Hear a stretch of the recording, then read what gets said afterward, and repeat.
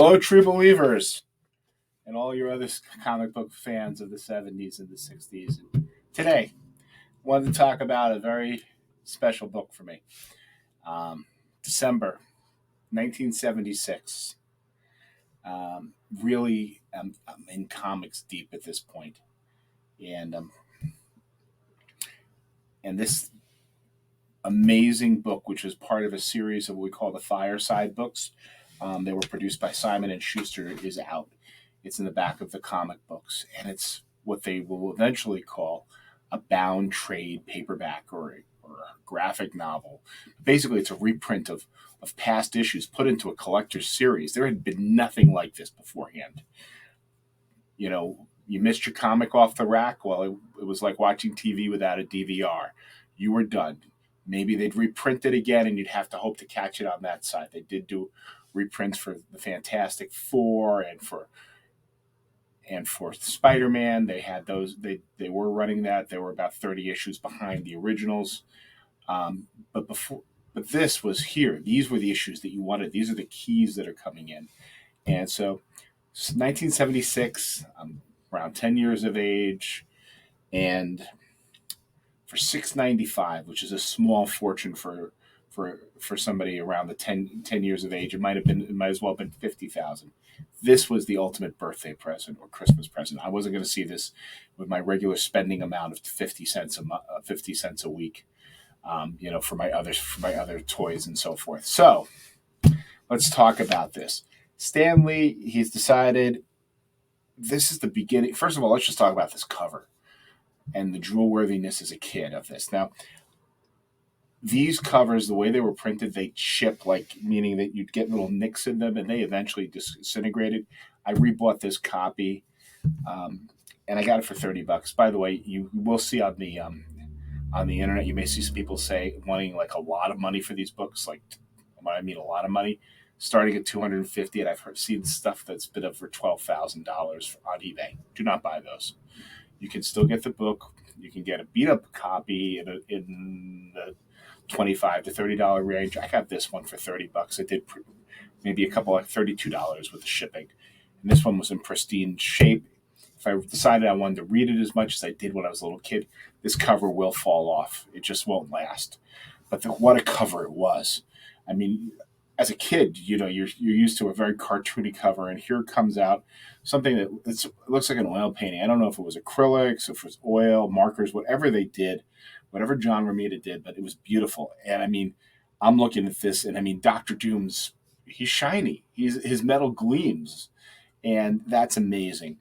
And I want to talk a little bit more about Stan Lee, and there's been a lot of claims of how terrible he has been to artists and everything, and how he didn't give credit. But what we look at is, first of all, Stan Lee has taken some of the big villain keys and key appearances of villains and the origins of villains. He put it together in a book in '76. He had his first book, which is called Origins of Marvel Comics, that comes out in '74. And then he has Sons of Origins in '75, and then he brings this one out. Now these are Simon and Schuster, and instead of being for a comic book to be on the rack for 30 to maybe 60 days, these are now being stacked as regular books. You want to go back and get them. You're not under a rush. This is real publishing that Marvel is moving into, instead of the magazines one and done and you're out of there. And what he's doing is now he's going back and he's putting these in with a historical perspective of how they were created. And he's really he's focused first in his first two books. He's talking about the Fantastic Four, the X-Men, all this other stuff. But now he's talking about the villains. And it's nice to see in this where the villains were at the time. Who were the big bads? So, I mean, up front, we got Doctor Doom. We've got Mordor. We've got Loki, who's now gotten a bigger role. Red Skull is, who doesn't get as much airtime, though he did have a wonderful run in the Captain America movie. He's a top guy. By the '80s, he gets some good runs, but he's not always as big a bad. At one point, it was almost you couldn't go anywhere without seeing every hero of any worth had to fight Doctor Doom. Doctor Doom, I remember he was fighting Spider-Man in the weekly comic strips. Marvel started publishing a daily comic strip with Spider-Man, and he was first guy they put him up against is Doctor Doom, and then we got Loki way in the back. I mean, if we rewrote this today, Loki would be up in the front, and probably a couple guys would be off. Oh, and this is what is his face? I'm sorry, I just forgot. You get to a special time here in your life. Let's take a look. Do we have a little list here? And Mephisto. I just sorry, but anyway, this is Mephisto in the back, reigning here. But what a wonderful cover.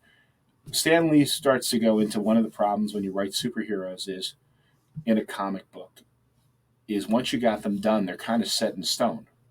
They're not really going to change that much. You pick up a Superman comic, you pick up a Spider-Man comic, Fantastic Four, any of these heroes, the heroes are going to behave in a certain pattern and they're always going to do the same things.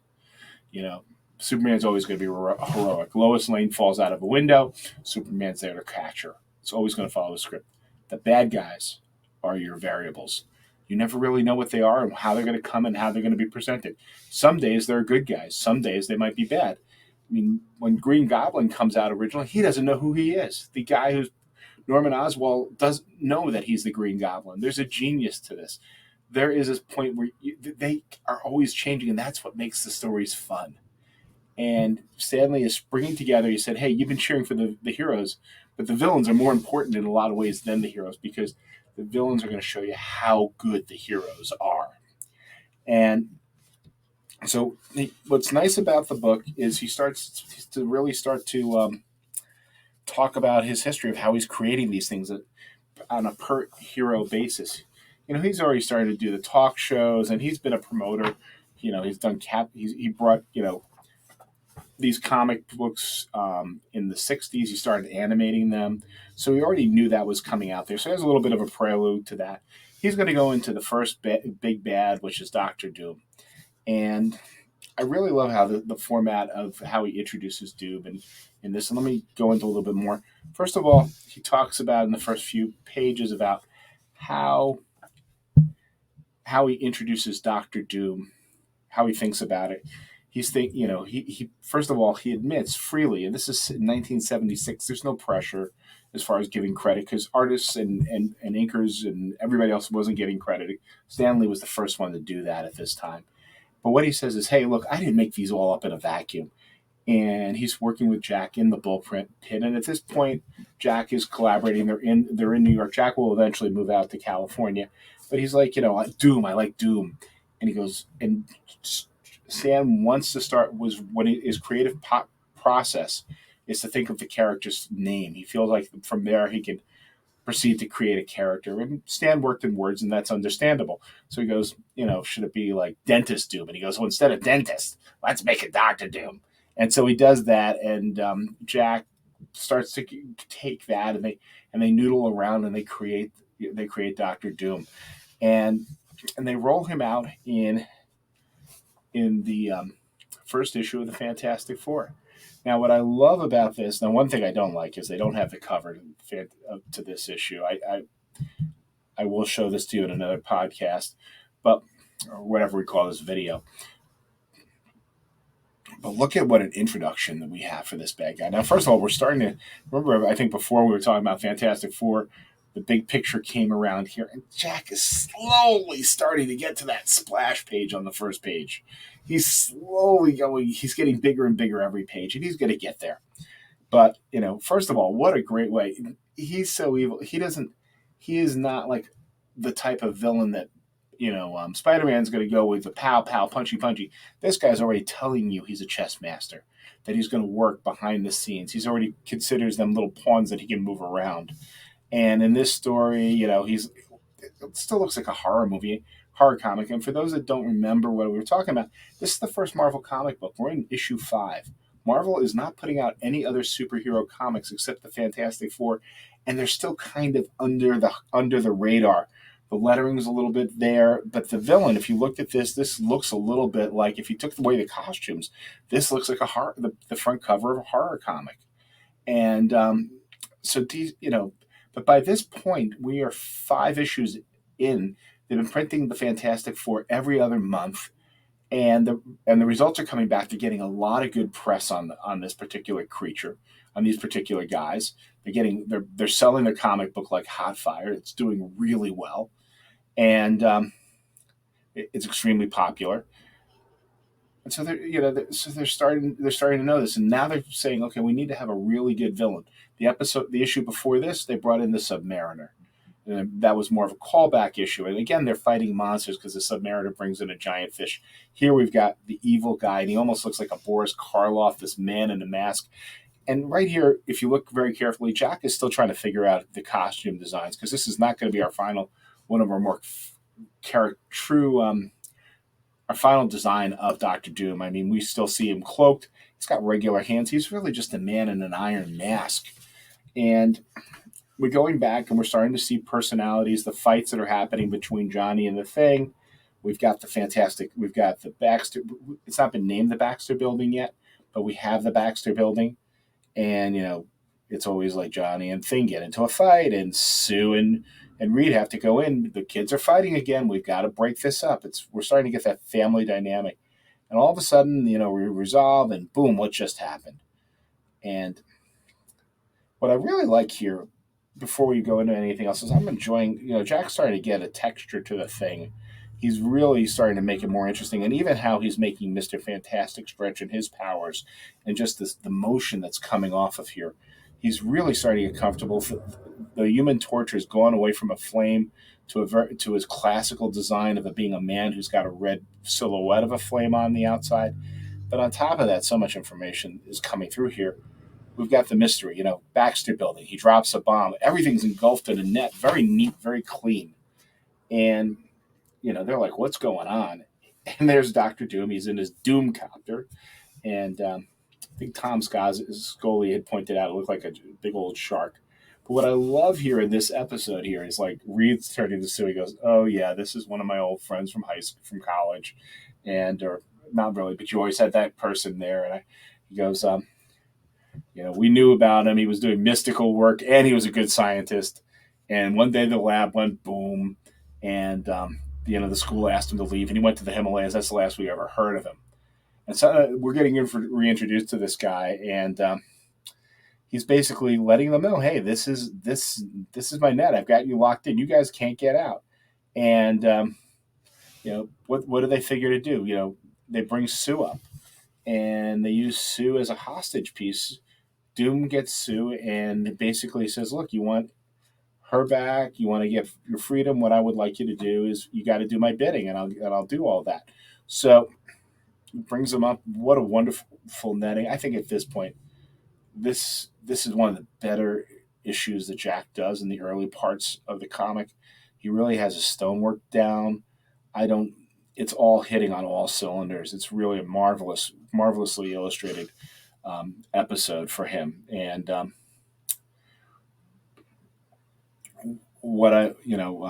it's starting to get a little bit of what one of Jack's big fans. He was a big fan of was Prince Valiant, and he's certainly taken that style into this particular comic. And so basically, Doom makes a deal with him. "Look, I've got a time machine. I need you to go back and get me some treasure." So what they do, we talk about Star Trek, we talk about the innovations. Jack Kirby has noodled right in here our first transporter beam that we ever really get. I don't know if it's in any other comic or anything else, and it's the first time I'm really seeing this being used. Is back here in 1961, 62. I'm sorry, 1962, and they're being transported back into time, and we get it. Kirby is just loving it. He's really creating a very regal piece of paper. It's really kind of different than the work he's pulling out at the time. And we've disguised the Thing, and we've made him into can we, and the Thing, as I mentioned before, he starts drawing him to the size that he need. That the Thing, like almost panel to panel, can become bigger and smaller depending on how Kirby decides he needs him at the time. And so, there he is. He's laid out with his two partners. It looks like they're drunk. They're drunk, but now they're they're in the clutches. They're in the clutches, or the bad guys believe they're in their clutches of the of Blackbeard. But very quickly, we start. The Fantastic Four come in and they basically decide that they're going to run this ship. The Thing takes command. He becomes a captain in this time. And, being an Air Force pilot, an Army pilot, it certainly was somebody who could take command. All of them could. And, the ruse is up very quickly. Um, and within a couple of panels, we get to what Doom is achieving, which is he wants this particular treasure. And then we really get to see, okay, they've gotten what they needed. The game is done. And this is really where this panel right here of literally coming from one time into a next is just so really on the nose here. And it's kind of funny that like down here in the panel on panel 9, frame 19, page 19, we get a little signature from Stanley and Jack Kirby that this is something special that's happened here. I don't know if anybody who's talked about it or why that was there, but we do get their signatures at the bottom of this page. And, I believe this was printed with the regular one. I have a couple of other reprints. I'll take a look, but that's there. So, at that point, Doom has just said, "Hey, I've got you captured," and the Thing goes after him, and he's like, "I'm going to take you out." And he finds out they've been dealing with a robot, and this goes back to the fact that Doom is always behind the scenes. He's put them into their trap. He's separated everybody. The Invisible Woman is still able to get into places, and because of her, she is, she's considered the Invisible Girl, but she's still pulling a big part of the scenes. And it's very similar to what Stanley likes to do in his stories, is really take the person that with the least amount of power and make them the most important or critical person to the story. And at this point, the Invisible Girl, because she's the girl and she's only really can turn invisible, Stanley is still making her a critical part of the team, even though the three guys have gone off on their own. So, really nice way to start off a story. I always I always admire how Jack Kirby kind of proves the opposite of stories. In movies, you always say, well, it doesn't really matter how they start as long as they have a big finish. But Jack Kirby, in his work, kind of goes the opposite. He likes to start off with a really big splash page. Maybe as work matures and really comes to what we know as a Kirby comic, he'll have even bigger pages. But he always likes to finish off with a relatively smaller picture at the end of the story, a little epitaph that he throws into his pages. Now, over the next couple of years, Doctor Doom takes off, and they figure they want to do something that I think is really nice and unique to the villain and shows the weight of it. Is they're going into the origin of Doctor Doom, and this is it's a small little story here, and we got Chick Stone as the inker, and Jack Kirby, depending on who's inking, his work can become magnificent. There's been some other artists other inkers who have not done as much justice, but Chick Stone's pretty solid. And you start to see the quality of the work that's coming out in this, just little things like the patterns, the textures of stone and stuff like that. And we're coming back. We visit the doctor. We visit the good Doctor Doom and his loyal henchman who's there. And we come back. We have a little tale to revisit that in Romania. There's Doctor Doom and his mother is dying. His father's taking care of him. So Doctor Doom automatically comes from or Victor, which is named Victor Von Doom. And at this point, he hasn't gone to evil medical school, but he's gone out there, and his father has had a run with the authorities. He basically Victor's dad dies of exposure, and at this point, it's almost like a Disney story in a way. Your parents are now dead, and he starts to find secrets. He finds out that his mother was a witch, and that he had the ability, but he's also got some scientific abilities as well. And in a short period of time, Doctor Doom, he's making his little robots that we've already seen. People try to shoot him, and they're just finding out that they're meeting androids. The army comes after him. He just basically has little grenades that stop tanks in their way. He's really making a living for himself, and so out of Romania, which is in the Western Bloc, and this is kind of going. Remember, this is a 1960s story where we're really in the throes of the Cold War. We've got some U.S. guys coming in, and similar to what we did with the in our space race, where we were pulling in German scientists to work over at NASA. They said, hey, well, let's take Dr. Doom and we're going to put him in a college. And we had a little cutaway to, Doom meeting Reed Richards. And, Victor being, Reed being kind of on the friendly side and Victor snubbing him, telling him he can't be in his room, meets Ben Grimm for the first time. And, Reed comes into his room, sneaks in, looks at him, notes, says, oh, don't do that, Victor. And what does Victor do? Well, he's the villain. He doesn't listen to people even when it's for his own good. And he creates this big machine right there. I can't even figure out what the electric bill was, and over at the college that we're in. I remember. I mean, if you put an extra hot plate out, that might have been what the circuitry in the dorms could hold. But anyway, he does that. We get a recounting of the story. A lot more pacing going on. The explosion happens. Victor's back in those bandages. But now we're really seeing the story from Victor's side. Remember, where Reed only had a quick glance and said, "Yeah, he got into an explosion," then he left, and we get his face as the figure. Now, one of the things that I always thought with Victor's ego, it would have been kind of nice if they had just done like a small cut under the eye or something like that. There had been a comic that I read also in the '70s where one of Batman's villains had been felt like he was deformed, and it was only like a little scar under his eye, but that was enough. So, but obviously, we feel like there's been a great deal of damage. That's where the story leads us to believe. And Victor goes to the Himalayas. He meets a certain group of monks, and they proceed to build him a special suit of armor. And at the end, they basically take this hot plate, and if his face hasn't been disfigured enough, they basically press that right to his skull, and he gets a special ring so that he's the only one who can take off his mask. But I mean, it's basically protecting a disfigured face.